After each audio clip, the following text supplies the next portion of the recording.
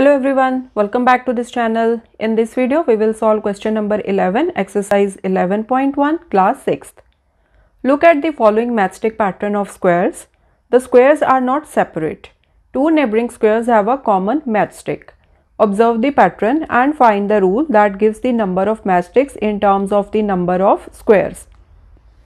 तो पहले मैं आपको बैकग्राउंड दूंगी कि क्वेश्चन नंबर 1 में हम लोगों ने जब पैटर्न ड्रॉ किए थे ऑफ अल्फ़ाबेट्स तो क्या कर रहे थे, हम एक कंप्लीट अल्फ़ाबेट को बार बार रिपीट कर रहे थे, मतलब उसमें हमारी कोई भी मैचस्टिक कॉमन नहीं होती थी।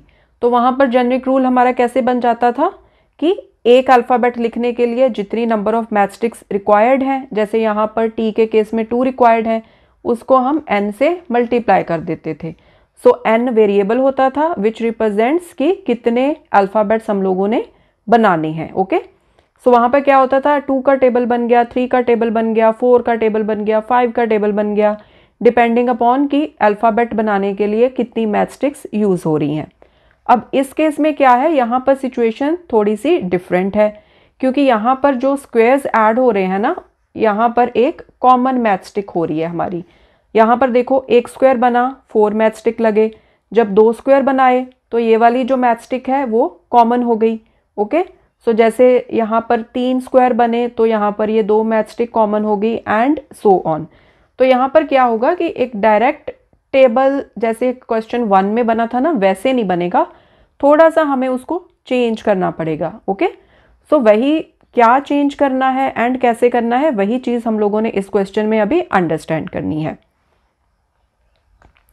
सो इसको मैं रब कर देती हूँ, ये जस्ट मैंने आपको रेफरेंस देने के लिए बताया था। सो यहाँ पर देखो, आप जब आपने एक स्क्वायर ड्रॉ किया तो आपकी कितनी मैचस्टिक्स लगी, 4। जब आपने सेकंड फिगर में एक नया स्क्वायर ऐड किया तो आपने नई कितनी मैचस्टिक्स ऐड करी, 1, 2 एंड 3, बिकॉज ये 4 मैचस्टिक्स तो ऑलरेडी आपकी एक स्क्वायर में आप बना चुके थे। ठीक है, सो सिमिलरली यहाँ पर क्या होगा, 1 2 3 1 2 3। अगेन इस केस में वही चीज़ है, 1 2 3 1 2 3 1 2 3। मेरे कहने का क्या मतलब है यहाँ पर कि जब हम एक नया स्क्वायर ऐड कर रहे हैं ना, तो basically we are adding 3 new matchsticks. Okay, तो हम लोग क्या करेंगे, यहाँ पर पहले तो हम देख लेते हैं कि टोटल कितनी मैचस्टिक्स यूज़ हुई। इस केस में तो हो गई 4, इस केस में कितनी हो गई, 1 2 3 4 5 6 7। इस केस में कितनी हुई, 1 2 3 4 5 6 7 8 9 10। इस केस में कितनी हुई, 1 2 3 4 5 6 7 8 9 10 11 12 13। अब पहले तो हम जो वेरिएबल है उसको डिक्लेयर कर लेते हैं। Let the number of squares is equal to n।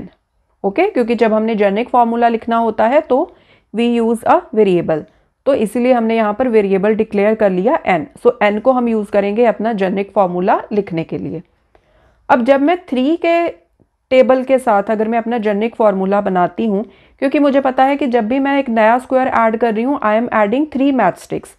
सो 3 के साथ हम लोग देखते हैं कि 3n के साथ क्या बनता है हमारा। सो अगर मेरे पास एक स्क्वायर है तो ये बनेगा, अगर 2 स्क्वायर्स हैं तो ये बनेगा, अगर 3 स्क्वायर्स हैं तो ये बनेगा, अगर 4 स्क्वायर्स हैं तो ये बनेगा। ओके, अब यहाँ पर देखो, अगर मैं इस फॉर्मूला से जाती हूँ 3n से, तो मेरे पास कितनी कितनी मैचस्टिक्स आ रही हैं टोटल, 3 6 9 12। अब एक्चुअल में कितनी है, 4 7 10 एंड 13।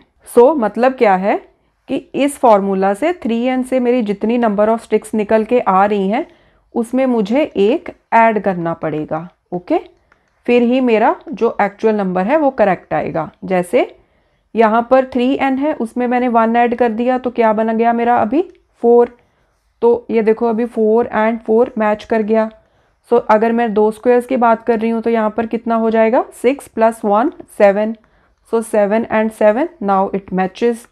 सो अगर हमारे पास 3 स्क्वायर्स हैं तो यहाँ पर 9 + 1 किया मैंने तो बने 10। सो यहाँ पर भी 10 है, यहाँ पर भी 10 है। अगर हम 4 स्क्वायर्स की बात कर रहे हैं तो 12 प्लस 1 कितना हो गया 13, तो यहाँ पर भी 13 है एंड यहाँ पर भी 13 है।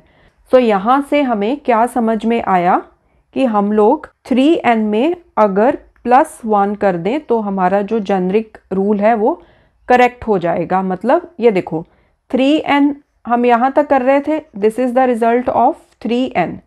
फिर उसमें हमने क्या किया, फर्दर एक 1 ऐड कर दिया और, ठीक है, इसमें कोई चेंज नहीं हो रही, every time we are just adding 1। Okay, so आपका जेनरिक रूल क्या बन जाएगा 3n + 1।